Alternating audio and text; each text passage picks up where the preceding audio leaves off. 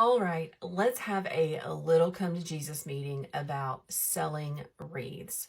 First off, a lot of people are saying that they just cannot make sales. And they think that by starting their own website, a standalone website, is going to be the answer. That is wrong.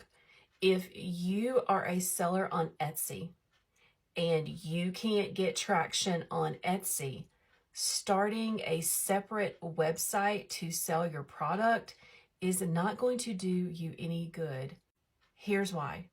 When you have a standalone website, you are responsible for pushing all of the traffic to that standalone website. That means you need to have an email list. You need to have a pretty good presence on social media, and you need to have proof of product by knowing that you've already sold your things on Etsy and people want to buy them.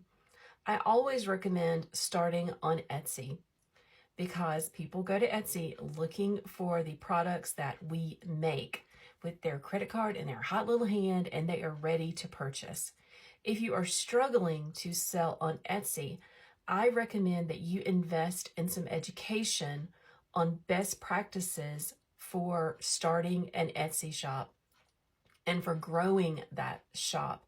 My friend Lauren from Beautiful Mesh has a Get Started on Etsy guide that I always recommend for everyone.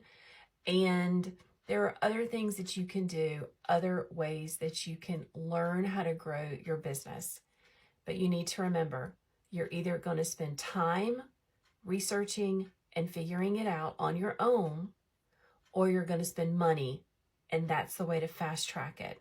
But even with the time and the money, you got to do the work. You have to do the work.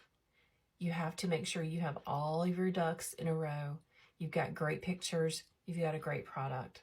I'm going to step off my soapbox, but if you have any more questions about Etsy or how to get started, just leave me a comment and let me know. I would love to answer.